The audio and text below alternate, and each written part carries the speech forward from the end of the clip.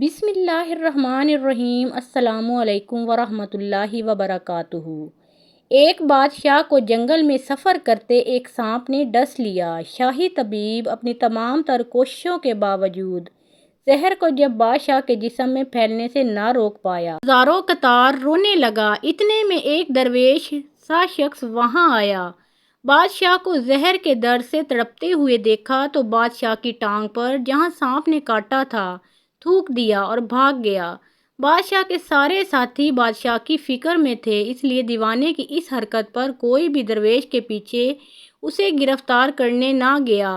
شاہی طبیب نے تھوک صاف کرنے کے لیے ایک رومال پکڑا اور بادشاہ کی زہر سے نیلی ہوتی ہوئی ٹانگ پر سے تھوک صاف کرنے لگا، مگر پھر حیران ہوتے ہوئے رک گیا۔ اس نے انگلی سے تھوک کو سانپ کے ڈسنے پر اچھی طرح مل دیا، جس سے فوراً ہی زہر کا اثر زائل ہو گیا۔ بادشاہ ہوش میں آئے اور جب انہیں درویش کے تھوک کے قصے کا پتہ چلا تو بادشاہ نے فوراً حکم دیا کہ اس درویش کو فوراً ڈھونڈ کر حاضر کیا جائے۔ سپاہی چاروں طرف پھیل گئے اور تھوڑی ہی دیر میں درویش کو ایک درخت کے نیچے جا لیا اور پکڑ کر بادشاہ کے سامنے پیش کر دیا۔ بادشاہ نے ادب سے درویش سے کہا، ہم گنہگاروں کی آنکھ آپ کو پہچان نہ سکی، جس کے لیے میں معذرت چاہتا ہوں۔ آپ سے درخواست کرتا ہوں کہ میری طرف سے یہ قیمتی پوشاک اور عربی گھوڑا قبول کیجیے۔ درویش نے مسکرا کر بادشاہ کی طرف دیکھا اور بولا، یہ گھوڑا اور پوشاک بہت قیمتی ہے۔ میں یہ پوشاک پہن کر اس گھوڑے کے لیے گھاس کاٹوں گا تو اچھا نہیں لگوں گا۔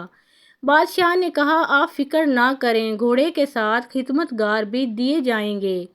درویش بولا، اتنی قیمتی پوشاک، قیمتی گھوڑے اور خادماؤں کے ساتھ میں رہوں گا کہاں؟ اس دفعہ بادشاہ مسکرایا اور بولا، آپ کے لیے ایک عالیشان رہائش گاہ بھی تعمیر کر دی جائے گی۔ درویش نے پوچھا، اتنے مال اور دولت اور خادماؤں کے ساتھ اس رہائش گاہ میں میں تنہا رہوں گا؟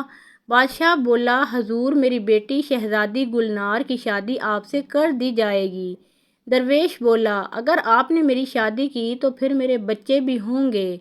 بادشاہ نے جواب دیا، جی بالکل ہوں گے، ہماری دعا ہے کہ آپ کو کثیر اولاد ملے۔ درویش بولا، اگر ان بچوں میں سے کسی بچے کو خدا نخواستہ کچھ ہو گیا تو پھر رونا کس کو پڑے گا؟ بادشاہ نے جواب دیا، حضور، اگر خدا نخواستہ ایسا ہوا تو رونا تو پھر آپ کو ہی پڑے گا۔ درویش مسکرا کر بولا، اگر یہ سارا کچھ لے کر بھی مجھے رونا ہی پڑے گا تو بادشاہ سلامت، آپ اپنا قیمتی گھوڑا اور قیمتی لباس واپس لے لیں، میں اپنی درویشی میں ہی خوش ہوں۔ دل اسی سے لگاؤ جس نے دل بنایا ہے، دنیا سے لگاؤ گے تو آنسو ہی ملیں گے۔ حضرت ابو ہریرہ رضی اللہ تعالیٰ عنہ فرماتے ہیں، ایک بابا جی نبی پاک صلی اللہ علیہ وآلہ وسلم کی بارگاہ میں آئے اور جب وہ واپس جانے لگے تو میں نے عمر پوچھی تو 96 سال عمر تھی۔ کہتے ہیں بزرگ جب آئے تو اس کی بھویں سفید ہو کے آنکھوں پہ آ گئی تھیں۔ بڑی چھڑی بابا جی نے ہاتھ میں پکڑی ہوئی تھی اور دونوں ہاتھ پکڑ کے چھڑی کے اوپر جھکے ہوئے تھے۔ جب بزرگ مسجد میں داخل ہوئے تو میرے رسول صلی اللہ علیہ وآلہ وسلم نے کھڑے ہو کے استقبال فرمایا اور نبی کریم صلی اللہ علیہ وآلہ وسلم نے آگے بڑھ کے بابا جی کو بازو سے پکڑا اور بٹھایا۔ حضور صلی اللہ علیہ وآلہ وسلم بیٹھ گئے۔ کہا، بزرگوں کیسے آئے ہو؟ کہتے ہیں وہ بابا جی جب بات کرتے ہیں تو آنکھیں کھول کر حضور صلی اللہ علیہ وآلہ وسلم کا چہرہ دیکھتے، پھر وہ بات کرتے، ان کے لب و لہجے کے اندر بڑی پریشانی، بڑی تکلیف، بڑی مایوسی تھی۔ عرض کرنے لگے، یا رسول اللہ صلی اللہ علیہ وآلہ وسلم، ساری زندگی گناہوں میں بیت گئی ہے، غلطیاں ہی غلطیاں ہیں۔ اے اللہ کے رسول، بڑی لمبی فہرست ہے، پاپ ہی پاپ ہیں، کالے سیاہ دفتر ہے۔ یا رسول اللہ صلی اللہ علیہ وآلہ وسلم، جب پلٹ کے دیکھتا ہوں تو مجھے نیکی دکھائی نہیں دیتی۔ حضور، اس عمر میں آپ کا ایک صحابی ملا ہے، اس نے بات سمجھائی ہے تو تھوڑا خیال آیا ہے، لیکن یا رسول اللہ صلی اللہ علیہ وآلہ وسلم، اب میرا وجود بیکار ہو گیا ہے، بوڑھا ہو گیا ہوں۔ بزرگ نے 3 باتیں کہیں اور بڑی نرالی کہی۔ کہنے لگے، یا رسول اللہ صلی اللہ علیہ وآلہ وسلم، اب تو میری کمر بھی سیدھی نہیں ہوتی کہ میں نماز ہی ادا کر سکوں۔ یا رسول اللہ صلی اللہ علیہ وآلہ وسلم، میرے اندر طاقت نہیں کہ میں محنت مزدوری کر کے صدقے اور خیرات دے سکوں۔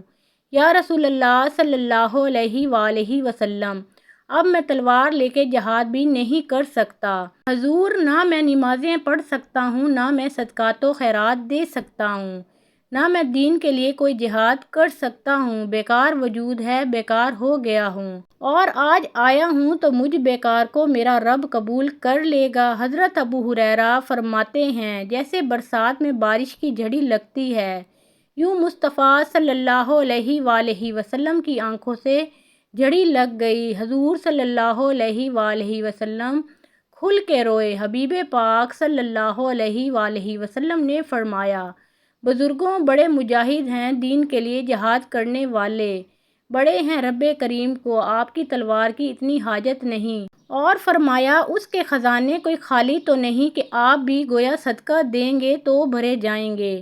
اور فرمایا، عبادتیں رب کریم کی شان میں اضافہ نہیں کرتی، وہ تو بندے کو نفع دیتی ہیں۔